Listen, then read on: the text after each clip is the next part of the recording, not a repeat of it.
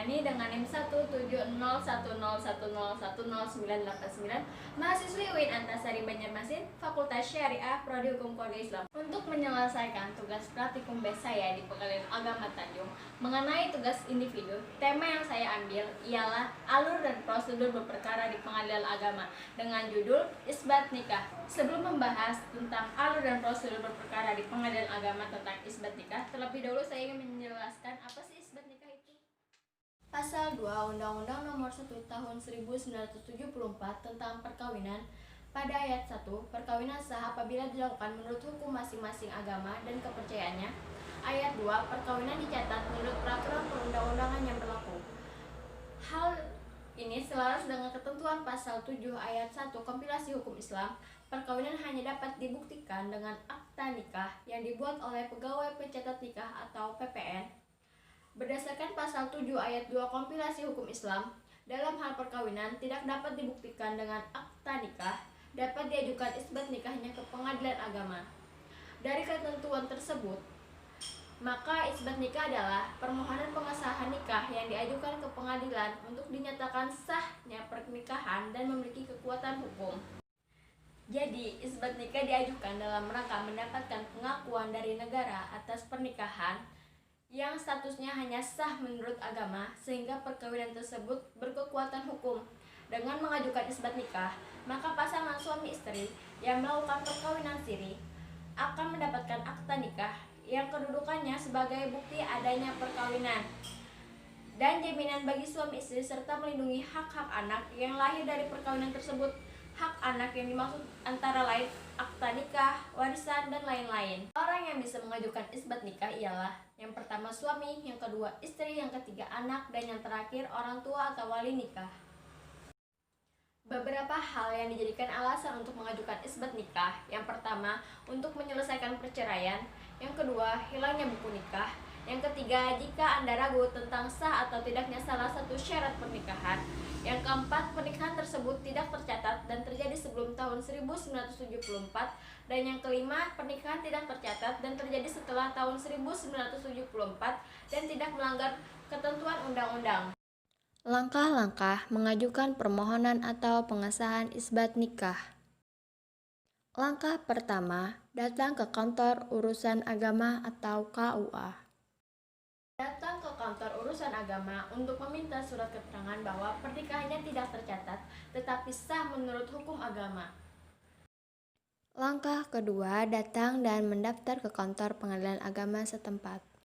Mendatangi kantor pengadilan agama di wilayah tempat tinggal Anda, membuat surat permohonan isbat nikah. Surat permohonan dapat dibuat sendiri, tapi apabila Anda tidak bisa, Anda bisa minta bantuan kepada pos bakum atau pos bantuan hukum. Kemudian, surat permohonan isbat nikah ada dua jenis. Yang pertama, surat permohonan isbat nikah digabung dengan gugat cerai, dan yang kedua, surat permohonan isbat nikah saja. Memfotokopi formulir permohonan isbat nikah sebanyak 5 rangkap, kemudian mengisinya dan menandatangani formulir yang lengkap. 4 rangkap formulir permohonan diserahkan kepada petugas pengadilan dan satunya Anda simpan. Kemudian melampirkan surat-surat yang diperlukan, antara lain surat keterangan dari KUA bahwa pernikahannya tidak tercatat. Langkah ketiga, membayar panjar biaya perkara. Membayar panjar biaya perkara. Apabila Anda tidak mampu, Anda dapat mengajukan permohonan untuk berperkara secara cuma-cuma atau prodeo. Apabila Anda mendapatkan fasilitas prodeo, semua biaya yang berkaitan dengan perkara Anda di pengadilan menjadi tanggung jawab pengadilan, kecuali biaya transportasi Anda dari rumah ke pengadilan. Apabila Anda merasa biaya tersebut masih tidak terjangkau, maka Anda dapat mengajukan sidang keliling. Setelah menyerahkan panjar biaya perkara, jangan lupa meminta bukti pembayaran yang akan dipakai untuk meminta sisa panjar biaya perkara. Langkah keempat, menunggu panggilan sidang dari jurusita atau jurusita pengganti. Jurusita atau jurusita pengganti akan mengirim surat panggilan yang berisi tentang tanggal dan tempat sidang kepada pemohon dan termohon secara langsung ke alamat yang tertera dalam surat permohonan. Langkah 5, menghadiri persidangan. Datang ke pengadilan sesuai tanggal dan waktu tertera dalam surat panggilan.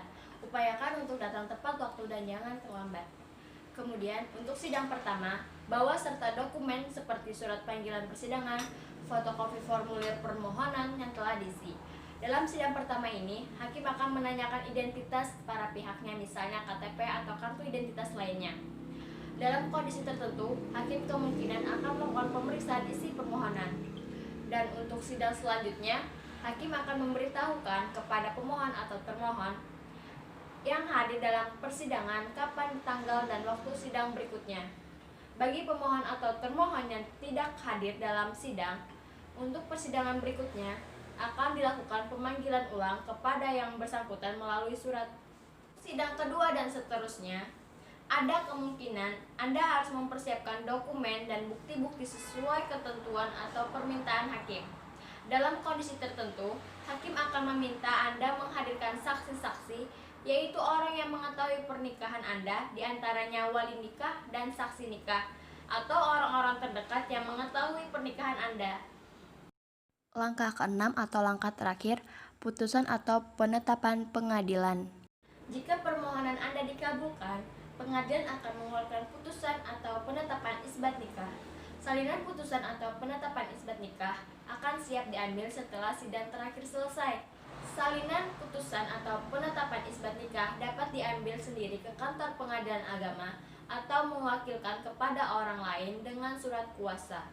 Setelah mendapatkan salinan putusan atau penetapan, Anda bisa meminta KUA setempat untuk mencatatkan pernikahan Anda dan mengajukan bukti salinan putusan atau penetapan pengadilan tersebut.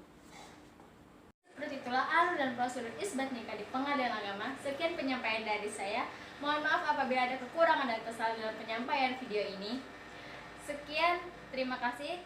Salah khilaf mohon maaf. Wassalamualaikum warahmatullahi wabarakatuh.